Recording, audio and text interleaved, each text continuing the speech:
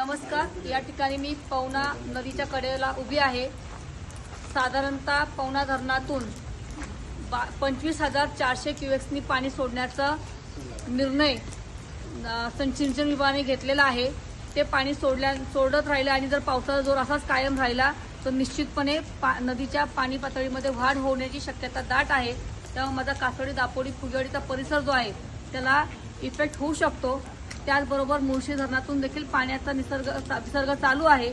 त्या ठिकाणाहून आलेल्या पाण्यामुळे पवना नदीचं पाणी बॅक मारतं आणि सगळं पाणी आपल्या परिसरामध्ये शिरतं।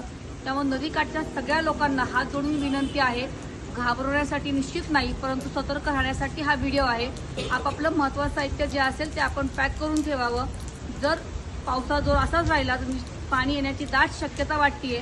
त्यामुळे सगळ्यांना म्हणजे माझ्याकडे हिराबाईचा परिसर असेल, पुढे बंजारी चाळ असेल, सरिता कुंज बिल्डिंग असेल, त्याचबरोबर बारणे वस्ती असेल, ह्या वस्तीतल्या लोकांना, त्याचबरोबर दापोडीतलं SMS कॉलनी असेल, ह्या सगळ्या परिसरातल्या लोकांना, नदीकाठच्या लोकांना विनंती आहे की आपण आपले गाडी असतील, वाहनं असतील त्यांची तर व्यवस्था कराच करा, पण त्याचबरोबर आपल्या मौल्यवान साहित्य जे घरातलं असेल त्याची व्यवस्था करा।